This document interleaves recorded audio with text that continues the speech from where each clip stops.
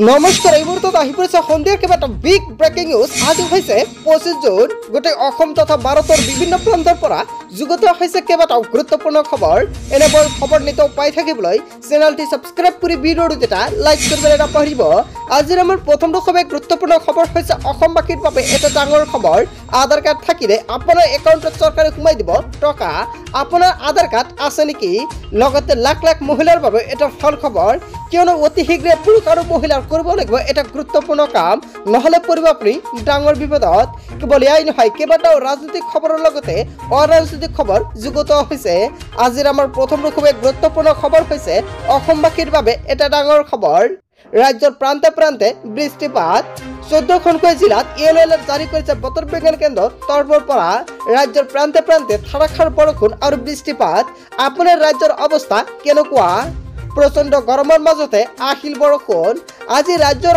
14খন জিলাত yellow alert জাৰি কৰিছে বিজ্ঞানীৰ তৰফৰ পৰা হয় বন্ধু-বান্ধৱীসকল অৱশেষত বতৰ বিজ্ঞানে জাৰি কৰিছে এলাৰ্ট কোকৰাঝাৰ চিৰাং গোৱালপাৰা কামৰূপ গ্ৰাম্য নলবাৰীৰ লগতে নগাঁও কাৰ্বি আংলং গোলাঘাট কৰিমগঞ্জ হাইলাকান্দি কাছাৰ লখিমপুৰ ধেমাজিত ইয়েলো এলাৰ্ট জাৰি কৰিছে 27 জন পৰ্যন্ত ৰাজ্যৰ কেইবাখনো জিলাত বৰষুণৰ সতৰ্কবাণী ৰাজ্যৰ প্ৰান্তে প্ৰান্তে ধাৰাসাৰ বৰষুণ হয় বন্ধু-বান্ধৱীসকল আপোনাৰ ৰাজ্যৰ অৱস্থাটো কেনেকুৱা আপোনাৰ ৰাজ্যত বৰষুণ দি আছে নে বৃষ্টিপাত হৈছে নিশ্চয় কমেন্ট কৰি জনাব যদি বৃষ্টিপাত হোৱা নাই আপুনি নিশ্চয় কমেন্ট কৰি জনাব লগতে কোনটো ৰাজ্য সেয়াও জনাবলৈ নাপাহৰিব তাৰ পিছত অসমবাসী ৰাজ্যক জনাইছো আমাৰ 2 নম্বৰটো খুব গুৰুত্বপূৰ্ণ খবৰ লগতে এটা ডাঙৰ খবৰ শক্তি বৃদ্ধি এনডিআৰ বিজেপিৰ সংগ এৰি বিৰোধীক সমৰ্থন কৰিলে বিজেডিৰ হয় এটা ডাঙৰ খবৰ এটা গুৰুত্বপূৰ্ণ খবৰ মুকলি হৈছে বিজেপিত মুখমাগাত বিজু জনতা দলে এৰিছে বিজেপিৰ সংগ লোকসভাৰ অধ্যক্ষ নিৰ্বাচনত বিৰোধীক সমৰ্থন দিব বিজেডিয়ে আজি অনুষ্ঠিত হ'ব লোকসভাৰ অধ্যক্ষৰ নিৰ্বাচন লোকসভা বিধানসভাত উৰিষ্যাত পৰাজয় বৰণ কৰাৰ পিছতেই বিজেডিৰ সিদ্ধান্ত প্ৰধানমন্ত্ৰী মোদীৰ দুটাকৈ কাৰ্যালয়ত সমৰ্থন দিছিল নবীন পাটনায়কৰ দল বিজেডিয়ে উৰিষ্যাৰ সমস্যাক বিজেপিয়ে গুৰুত্ব নিদিয়াৰ অভিযোগ বিজেডিৰ তৰফৰ পৰা বিজেপিত মুখমাগাত হয় বন্ধু-বান্ধৱীসকল অৱশেষত বিজেপিত মুখমাগাতৰ সৃষ্টি হৈছে তাৰ পিছত অসমবাসী ৰাজ্যক জনাইছো আমাৰ 3 নম্বৰটো খুব গুৰুত্বপূৰ্ণ খবৰ লগতে ডাঙৰ খবৰ ৰেচন কাৰ্ডৰ গৰাকীয়ে আজি কৰক ইকেৱাইচি অন্যথা নাপাব বিনামূলীয়াকৈ চাউল হয় বন্ধু-বান্ধৱীসকল ৰাতিৰ 12টাৰ আগতে আপুনি ইকেৱাইচি কৰি লওক লাখ লাখ ৰেচন কাৰ্ডৰ হিতাধিকাৰীৰ বাবে এটা ডাঙৰ খবৰ হাতত মাত্ৰ কেইটামান ঘণ্টা বাকী আছে আজি কৰক ৰেচন কাৰ্ডৰ ইকেৱাইচি ৰেচন কাৰ্ডৰ হিতাধিকাৰীৰ বাবে বাধ্যতামূলক ইকেৱাইচি পৰীক্ষণ কেনেকৈ কৰিব ৰেচন কাৰ্ডৰ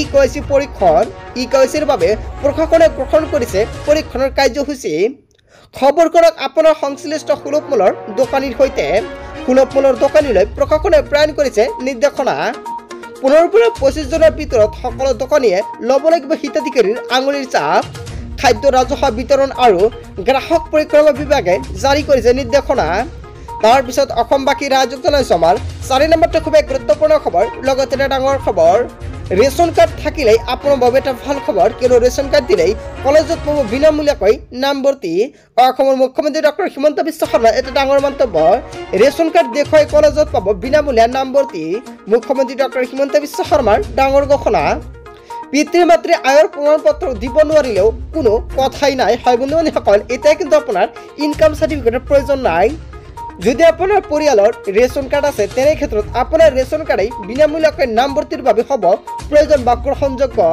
প্ৰজ্ঞান ভাৰতী আঁচনিৰ অধীনত কলেজত লাভ কৰিব এই নামভৰ্তিৰ ঘোষণা কৰিছে চৰকাৰে হয় বন্ধু-বান্ধৱীসকল অৱশেষত অসম চৰকাৰে এটা ডাঙৰ সিদ্ধান্ত গ্ৰহণ কৰিছে ৰেচন কাৰ্ড দেখুৱালে এতিয়া আপুনি কলেজত বিনামূলীয়াকৈ নামভৰ্তি কৰিব পাৰিব তাৰ পিছত অসমবাসী ৰাজ্যক জনাইছো আমাৰ 5 নম্বৰটো খুব গুৰুত্বপূৰ্ণ খবৰ লগতে এটা ডাঙৰ খবৰ ব্যৱসায়ৰ বাবে ধন লাগে নেকি আপোনাৰ আধাৰ কাৰ্ড থাকিলেই পাব 10 লাখ টকা পৰ্যন্ত ঋণ আধাৰ কাৰ্ড থাকিলেই লাভ কৰিব লাখ লাখ টকা ব্যৱসায় কৰিবলৈ আপুনি লাভ কৰিব মূলধন 10 লাখ টকা পৰ্যন্ত ঋণ লাভৰ সুবিধা লাভ কৰিব প্ৰাইম মিনিষ্টাৰ এমপ্লয়মেণ্ট গ্ৰেজুৱেশ্যন প্ৰগ্ৰামৰ অধীনত লাভ কৰিব এই ঋণ এই আঁচনিৰ অধীনত ধন লাভৰ বাবে প্ৰয়োজন হ'ব আপোনাৰ আধাৰ কাৰ্ড যুৱক ব্যৱসায়ীসকলক এটা ডাঙৰ সকাহ হয় বন্ধুসকল। অৱশেষত যুৱ ব্যৱসায়ীক সহায় কৰাৰ লক্ষ্যৰে চৰকাৰে প্ৰদান কৰিছে এই আঁচনি আৰু আপুনি PMEGP তৰফৰ পৰা লাভ কৰিব এই ঋণসমূহ। গাঁও অঞ্চলৰ লোকেল লগতে লাভ কৰিব 35% পৰ্যন্ত ৰাজসাহায্য হয় বন্ধুসকল। এই আঁচনিৰ জৰিয়তে যিসকল ব্যক্তিয়ে গাঁও অঞ্চলত বাস কৰে সেইসকল ব্যক্তিয়ে কিন্তু 35% পৰ্যন্ত ৰাজসাহায্যৰ সুবিধা লাভ কৰিব। লগতে চহৰ অঞ্চলৰ লোকে লাভ কৰিব 25% ৰাজসাহায্য। ঋণৰ বাবে এতিয়া আপুনি ভিজিট কৰক PMEGP পৰ্টেলত গৈ জমা দিয়ক প্ৰয়োজনীয় নথি পত্ৰ। আধাৰ কাৰ্ড থাকিলে লাভ কৰিব পাৰিব লাখ লাখ টকাৰ ঋণ। তাৰ পিছত অসমবাসী ৰাজ্যক জনাইছো আমাৰ 6 নম্বৰটো খুবেই গুৰুত্বপূৰ্ণ খবৰ। লগতে এটা ডাঙৰ খবৰ, ৰাজ্যত পৰিছে প্ৰচণ্ড গৰম, বৃদ্ধি পাইছে ৰোগৰ সংখ্যা। উৎকট গৰমে দহিছে সমগ্ৰ ৰাজ্য। আপোনাৰ ৰাজ্যৰ অৱস্থাটো কেনেকুৱা? আপোনাৰ ৰাজ্যত বৰষুণ দি আছে নে উৎকট গৰম? গ্ৰীষ্ম প্ৰৱাহৰ প্ৰকোপত এইবাৰ ভয়ংকৰভাৱে বৃদ্ধি পাইছে আৰু তাৰ পিছতে ভয়ংকৰ ৰোগৰ সন্মুখীন হৈছে জনতাই। অতিষ্ঠ হৈ পৰিছে জনতা গ্ৰীষ্মৰ বাবে। 5 পৰা 7 ডিগ্ৰী পৰ্যন্ত বৃদ্ধি হ'ব পাৰে তাপমাত্ৰা। মহানগৰীত বৰ্তমান 34 ডিগ্ৰী চেলচিয়াছ তাপমাত্ৰা। গৰমৰ প্ৰকোপত ব্যাহত হৈ পৰিছে জনজীৱন। আগন্তুক কেইবাটাও দিন ৰাজ্যত উৎকট গৰমৰ পৰা সম্ভাৱনা হয় বন্ধুসকল। ভয়ংকৰভাৱে গৰম পৰাৰ সম্ভাৱনা জাৰি কৰিছে।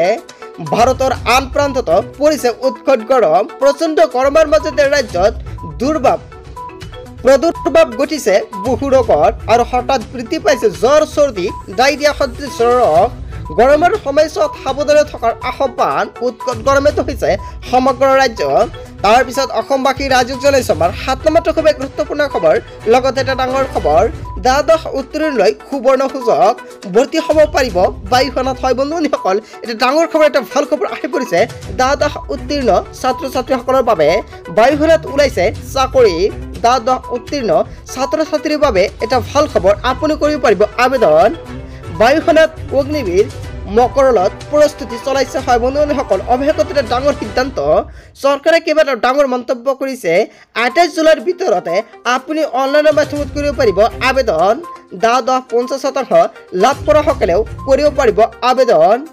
আবেদনৰ বাবে বয়স লাগিব উচ্চ সীমা 21 বছৰ।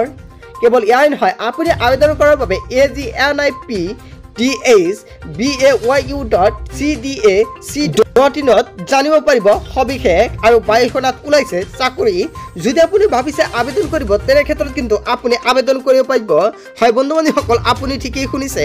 গোটেই অসম তথা ভাৰতৰ বিভিন্ন প্ৰান্তৰ পৰা যুগুত হৈছে কেইবাটাও গুৰুত্বপূৰ্ণ খবৰ। এনেবোৰ খবৰ নিতৌ পাই থাকিবলৈ চেনেলটি ছাবস্ক্ৰাইব কৰি ভিডিঅ'টো এটা লাইক কৰিবলৈ নাপাহৰিব। চ' থেংক ইউ ফৰ ৱাচিং ফুল ভিডিঅ'।